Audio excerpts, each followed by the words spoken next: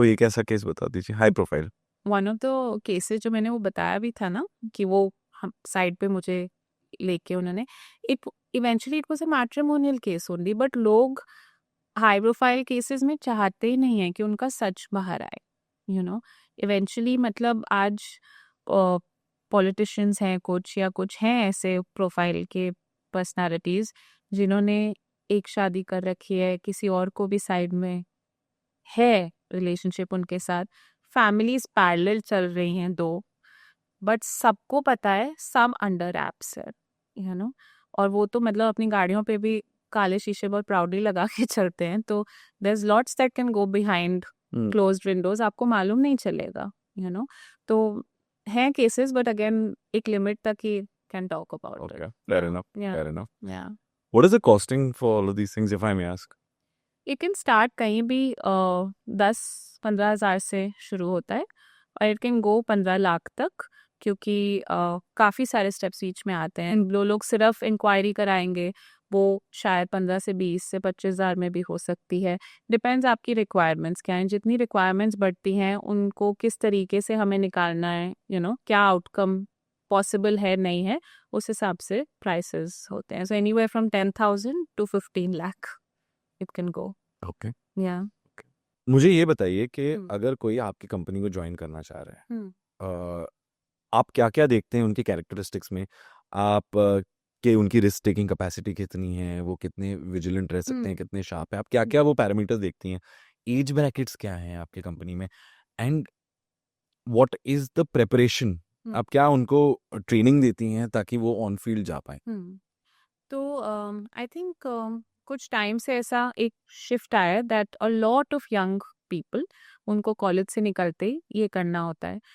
I will not discourage it, मैं ये नहीं बोलूँगी कि वो नहीं कर सकते।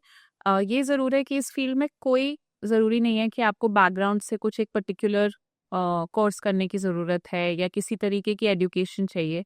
आई थिंक सबसे इम्पॉर्टेंट जो क्वालिटी किसी भी एक अच्छे डिटेक्टिव में होनी चाहिए इज़ ऑब्जर्वेशन पावर, अवेयरनेस कितनी है। अगर आप सिचुएशन में बह जाओगे, रियलाइज ही नहीं करोगे कि आपको कौन ऑब्जर्व कर सकता है या आप किस तरीके से उस सिचुएशन में प्लेस्ड हो, तो देन वो आपके लिए काम की चीज नहीं है। So I think observation, the awareness, the quality कि आप क्राउड में कितने अच्छे से मिंगल कर सकते हो। You have to be like everybody. आप अच्छे डिटेक्टिव तभी हो जब आप बाकियों की तरह दिख सकते हो, बिहेव कर सकते हो और एक क्राउड में जेल कर सकते हो। अगर आप नहीं कर सकते, अगर आपको स्टैंड आउट करना है हमेशा, तो you will not make for a very good detective. आपको किसी को भी मालूम ही नहीं चलना चाहिए कि आप एक्चुअली में ये हो। और पेशेंस बहुत ही लेवल की चाहिए।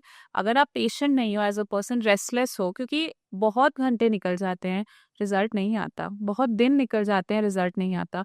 बट एक एनालॉजी मैं हमेशा देती हूँ, जो सब्जेक्ट है ना वो आप ट्रीट करो कि वो एक चूहे की तरह है और जो दूसरा इंसान है वो रोटी का टुकड़ा है। चूहा 2 दिन नहीं खाएगा, 4 दिन नहीं खाएगा, फिर उसको भूख लगेगी और वो जाएगा उसको खाने, and that is what we explain. तो उसके लिए वो पेशेंस रखना बहुत ज़रूरी है। आप ये नहीं सोच सकते कि क्विक रिजल्ट्स चाहिए।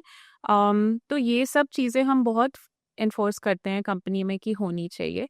ट्रेनिंग के पर्पस से हमारा ये प्रोसेस है कुछ स्टेप्स का। One of the first process, जब हम एक बार किसी को इंटरव्यू करते हैं या उनसे मिलते हैं, उसके बाद हम उन्हें केस स्टडीज देते हैं जानने के लिए कि उनका माइंड का पर्सपेक्टिव एग्जैक्टली क्या है, किस तरीके से वो सोच रखते हैं। एक अच्छे डिटेक्टिव को जजमेंटल नहीं होना होता। जब आप जजमेंटल हो तो बायस्ड ही रिपोर्ट बनाओगे, आप बायस ओपिनियन ही दोगे। इसमें बहुत कुछ है जो ऑब्जर्वेशन और कॉन्वर्सेशन से बनता है। तो अगर आप इतने बायस्ड हो तो आपका फेयर रिपोर्ट नहीं होगा। You have to observe everything, सब कुछ देखना है बट जजमेंट का लेंस तो नहीं रखना है। सो वो रिपोर्ट उनको बनाने के लिए केस रिपोर्ट्स दी जाती हैं, उनको एक तरीके का मैनुअल दिया जाता है दैट यू नो आप किस तरीके से फील्ड पर स्टार्ट करोगे। डिस्पाइट ऑल ऑफ दिस, कोई भी अच्छा डिटेक्टिव 1-2 दिन, 1 महीने, 2 महीने में नहीं बनता। On field training, regular on field training, experience, इसी से उनको एक्चुअली में बहुत चीज़ें सीखने को मिलती हैं। फॉर एग्जांपल, अगर कोई फील्ड पर है और बाय चांस ऐसा हुआ कि किसी ने आपको पकड़ लिया, तो हमारा protocol is to abort, abandon at that moment and just leave the situation. आप कन्फ्रंट नहीं नहीं, आपको कन्फ्रंट नहीं करना है, आपको वेट नहीं करते रहना है उस टाइम कि अब मुझे कुछ रिजल्ट मिलेगा। वहां पर वो सब आपको चीजें जैसे लग रहा है कि मैं शायद मेरा कवर ब्लोन है, आप निकलो। निकल जाओ वहां से, सिंपल। और हम केस भी वहीं खत्म कर देते हैं। हम हर क्लाइंट को भी यही समझाते हैं कि अगर जिसके ऊपर आप केस कराना चाह रहे हो वो बहुत अलर्ट है इस टाइम, हम केस लेते ही नहीं। हम हर केस को हाँ नहीं बोलते, हम केसेस को नो इसीलिए भी बोलते हैं दैट अभी नहीं कर सकते, बाद में करेंगे, because nobody should be doing a case जब ऑलरेडी सब्जेक्ट हाई अलर्ट पर है। तो जब ये एक बहुत इंपॉर्टेंट चीज़ है हमारे लिए एज अ कंपनी जो हम प्रैक्टिस करते हैं। And for our investigators this is what we teach them that in case of this situation आप छोड़ो और केस खत्म उसी टाइम। और क्या एज ब्रैकेट होती है इन्वेस्टिगेटर्स की? किस उम्र से शुरू कर सकते हैं या किस उम्र तक?